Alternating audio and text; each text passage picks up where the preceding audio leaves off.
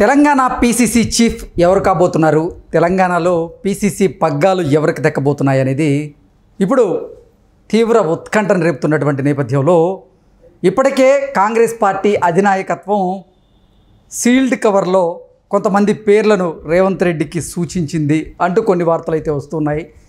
రేవంత్ రెడ్డి ఏమో తన వర్గానికి చెందిన వారికే పీసీసీ పగ్గాలు దక్కాలి అంటూ ఇప్పుడు కాంగ్రెస్ పార్టీ అధినాయకత్వం దగ్గర ఆయన పావులు కదుపుతున్నట్లుగా కొన్ని వార్తలు వస్తున్నట్టు నేపథ్యంలో ఇప్పుడు తెలంగాణ పీసీసీ పగ్గాలు ఎవరికి దక్కేతాయి అనే దాని మీద రేవంత్ రెడ్డి భవితవ్యం ఆధారపడి ఉంటుంది అనేటువంటి వార్తలు వస్తున్న నేపథ్యంలో ఈ అంశం మీద మనం విశ్లేషణ చేసుకునేటువంటి ప్రయత్నం చేద్దాం. ప్రస్తుతం మనతో పాటు ఉన్నారు ప్రముఖ రాజకీయ విశ్లేషకులు, ప్రముఖ సీనియర్ జర్నలిస్ట్ సిఎస్ రావు గారు. సార్తో మాట్లాడదాం.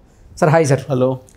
తెలంగాణలో పీసీసీ పగ్గాలు ఎవరికి దక్కబోతున్నాయి అంటే ఏం చెప్తారు సార్? ఇప్పటికే కాంగ్రెస్ పార్టీ అధినాయకత్వం కొంతమంది పేర్లను సీల్డ్ కవర్లో పెట్టి రేవంత్ రెడ్డికి పంపించినట్లుగా వార్తలు వస్తున్నాయి. వారిలో ప్రధానంగా బీసీ సామాజిక వర్గానికి చెందినటువంటి మహేష్ కుమార్ గౌడ్, ఆయనకి పీసీసీ పగ్గాలు దక్కబోతున్నాయి అంటూ కొన్ని వార్తలు ఇప్పుడు సోషల్ మీడియాలో చక్కర్లు కొడుతున్న నేపథ్యంలో అసలు పీసీసీ పగ్గాలు ఎవరి చేతికి రాబోతున్నాయి అంటే ఏం చెప్తారు?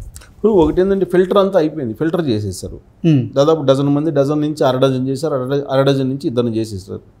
ఇద్దరిలో ఒకళ్ళు అనేది కన్ఫర్మ్ అయిపోయింది. ఎవరెవరు అంటే మహేష్ కుమార్ గౌడ్ అలాగే మధుయాష్కి గౌడ్, వీళ్ళిద్దరిలో ఒకళ్ళు పీసీసీ అధ్యక్షులు అయ్యేటువంటి అవకాశం ఉంది. అయితే ఇక్కడ ట్విస్ట్ ఏంటంటే ఎవరు పీసీసీ అధ్యక్షులు అయ్యేటువంటి అవకాశం ఉంది వీళ్ళిద్దరిలో ఎవరు అయితే రేవంత్ రెడ్డి అనుకున్నట్టు సాధించినట్టు అవుతుంది, లేదా రేవంత్ రెడ్డి భవిష్యత్తులో వేగంగా వెళ్ళటానికి వెసులుబాటు కలుగుతుంది విశ్లేషణ చేసుకోవచ్చు. మరి ఇద్దరిలో రేవంత్ రెడ్డి మద్దతు ఎవరికి ఉంది సార్? మహేష్ కుమార్ గౌడ్ని ప్రమోట్ చేస్తూ ఉన్నారు.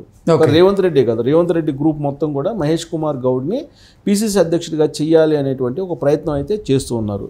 ఎందుకనంటే ప్రచార కమిటీ చైర్మన్గా మధుయాష్కి గౌడ్ ఉన్నారు గత ఎన్నికల సమయంలో. ఉన్నప్పుడు మధుయాష్కి గౌడ్ అలాగే రేవంత్ రెడ్డి ఇద్దరు కూడా సమాంతరంగా వెళ్ళాలి. ప్రచార కమిటీ చైర్మన్ అలాగే పీసీసీ అధ్యక్షుడిగా అప్పుడు రేవంత్ రెడ్డి. కానీ వీళ్ళిద్దరి మధ్యలో కొంత గ్యాప్ వచ్చింది అనేది అప్పట్లోనే వినిపించింది. పైగా మధుయాష్కి చాలా సీనియర్ కాంగ్రెస్ పార్టీలో, ప్లస్ 2 సార్లు ఎంపీ అయ్యాడు నిజామాబాద్ నుంచి. రాహుల్ గాంధీ కోటరీల మనిషి.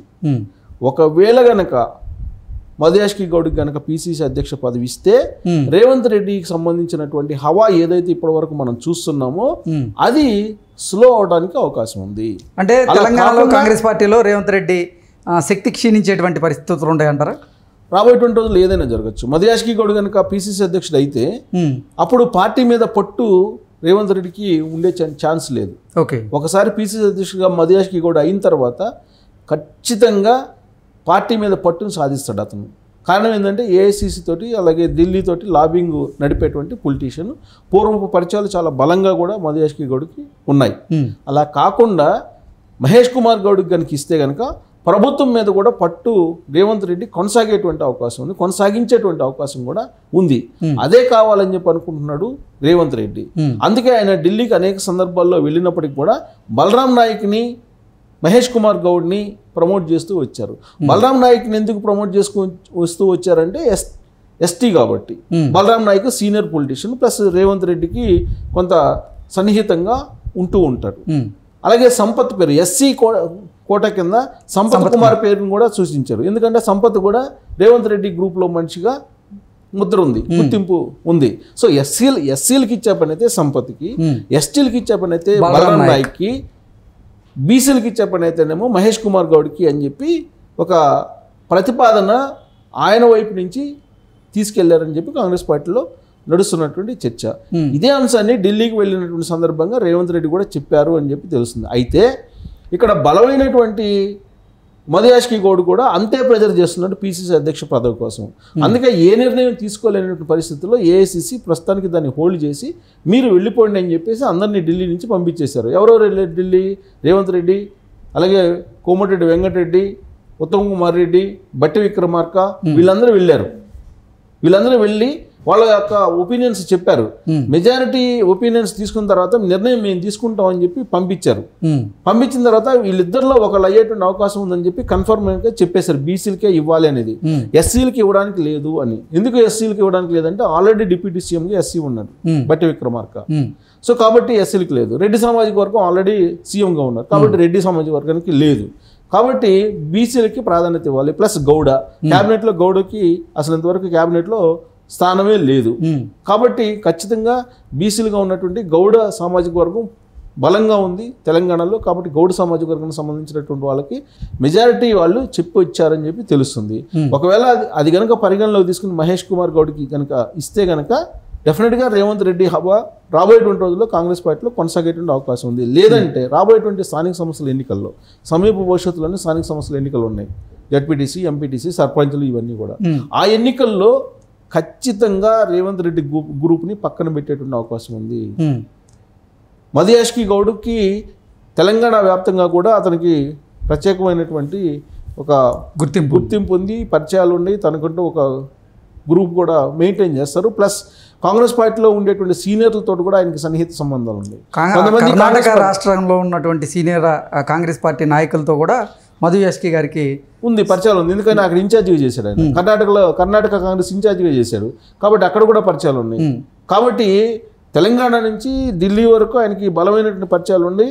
తెలంగాణలో ఉండేటువంటి పూర్వపు కాంగ్రెస్ పార్టీ సీనియర్లందరూ కూడా ఎక్కువ మంది రేవంత్ రెడ్డిని వ్యతిరేకించేటువంటి వాళ్ళు ఉన్నారు. ఇవాళ ముఖ్యమంత్రిగా ఉన్న కారణంగా కొంతమంది ఆయనతో కలిసి నడుస్తున్నారు, కానీ హార్ట్ఫుల్గా ఆయనతోటి కలిసి నడవడానికి సిద్ధంగా లేరు చాలామంది. కాబట్టి వాళ్ళు మధుయాష్కి గౌడ్ పక్షాన చేరేటువంటి అవకాశం ఉంది. మధుయాష్కిని అలా చూపించేసి మిగతా రాజకీయం అంతా కూడా రేవంత్ రెడ్డికి వ్యతిరేకంగా మొత్తం తెలంగాణ వ్యాప్తంగా కూడా నడిచేటువంటి ఛాన్సెస్ ఉన్నాయి. కాబట్టి ఈ పిసిసి అధ్యక్ష ఎంపిక అనేది చాలా కీలకమైనటువంటిది, సంస్థాగతంగా రాజకీయంగా తీసుకునేటువంటి నిర్ణయం. కాబట్టి బహుశా రేవంత్ రెడ్డి చెప్పినటువంటి అంశాన్ని పరిగణలోకి తీసుకునే అవకాశం లేదు ఏఐసిసి. ఇప్పటికే రేవంత్ రెడ్డి కాంగ్రెస్ పార్టీని మోనోపోలియోగా నడుపుతున్నారు అనేటువంటి ఒక అభిప్రాయం ఏఐసిసిలో ఉంది. ఏఐసిసికి అలాంటి సమాచారాన్ని కూడా కాంగ్రెస్ పార్టీలో ఉండేటువంటి తెలంగాణ సీనియర్ లీడర్లు ఇచ్చారు. కాబట్టి దానికి చెక్ పెట్టడానికి కాంగ్రెస్ పార్టీ అధిష్టానం ఎప్పుడు సిద్ధంగా ఉంటుంది. గతంలో ఏదైతే పాలసీలను అనుసరించిందో కాంగ్రెస్ పార్టీ అదే పాలసీని కనుక అనుసరిస్తే కనుక మధుయాష్కి గౌడ్కి ఖచ్చితంగా పిసిసి అధ్యక్ష పదవి వచ్చేటువంటి అవకాశం ఉంది. అలా కాకుండా గతానికి భిన్నంగా కాంగ్రెస్ పార్టీని మేము నడుపుతున్నాము అనేటువంటి సంకేతం ఇవ్వాలి అనుకుంటే కనుక మహేష్ కుమార్ గౌడ్కి పిసిసి అధ్యక్ష పదవి ఇచ్చే అవకాశం ఉంది. ఎందుకంటే ఎగ్జాంపుల్ చెప్తానండి, 2004లో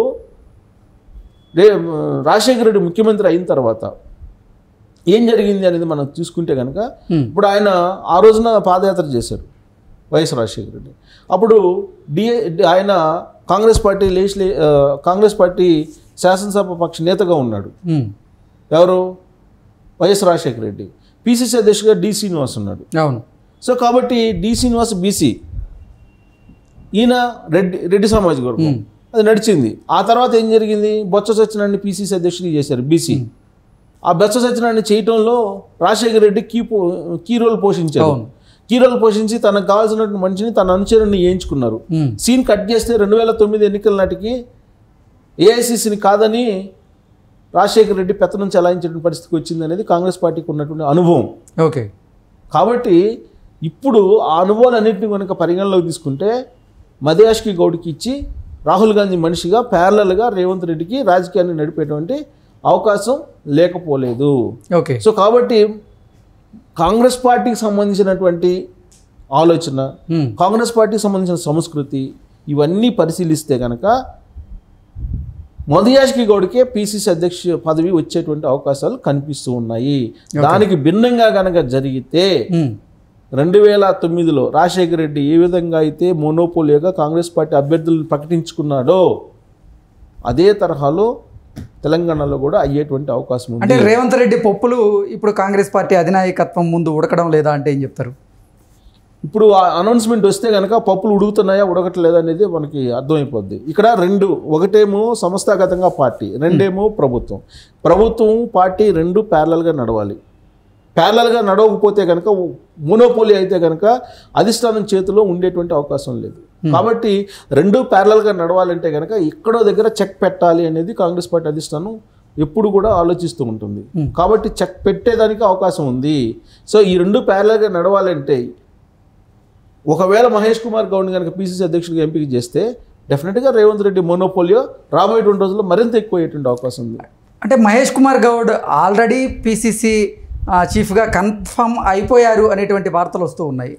వాటిలో వాస్తవం లేదంటారా? వస్తున్నాయి, ఇవన్నీ కూడా ప్రచారాలు. మధుయాష్కి గౌడ్ని కూడా తీసేయలేం కదా, ఇద్దరులో ఒకళ్ళు అని చెప్తున్నారు కదా. మధుయాష్కి గౌడ్ని లేదు, మహేష్ కుమార్ గౌడ్కి అని చెప్పట్లేదు కదా. ఇప్పుడు రేవంత్ రెడ్డిని సపోర్ట్ చేసేటువంటి మీడియా మహేష్ కుమార్ గౌడ్కి ఇచ్చేస్తున్నారని చెప్తున్నారు. ఇప్పుడు ఇటువైపు మీడియా లేదు, బలమైనటువంటి మీడియా మధుయాష్కి గౌడ్కి లేదు, కాంగ్రెస్ పార్టీలో ఎవరికి లేదు, రేవంత్ రెడ్డికి తప్ప సోషల్ మీడియా, బలమైనటువంటి సోషల్ మీడియా ఎవరికి లేదు కాంగ్రెస్ పార్టీలో. కాబట్టి అదే ఎక్కువ వినిపిస్తుంది. వినిపించినంత మాత్రాన కాంగ్రెస్ పార్టీ అధిష్టానం నిర్ణయం తీసుకుంటుందని చెప్పి మనం చెప్పలేము. ఎందుకంటే మధుయాష్కిని తక్కువ అంచనా వేయడానికి లేదు. మధుయాష్కి ఇవాళ ఫోన్ చేసి మాట్లాడి రాహుల్ గాంధీతో డైరెక్ట్గా మాట్లాడే నాయకుల్లో మధుయాష్కి గౌడ్ ఒకళ్ళు. కాబట్టి ఆయన్ని పూర్తిగా తీసిపారేయలేము. ఆయన కనుక ఇస్తే రేవంత్ రెడ్డికి కౌంట్ డౌన్ స్టార్ట్ అయినట్టు అని చెప్పి మనం విశ్లేషణ చేసుకోవచ్చు. Okay sir, thank you so much. Thank you.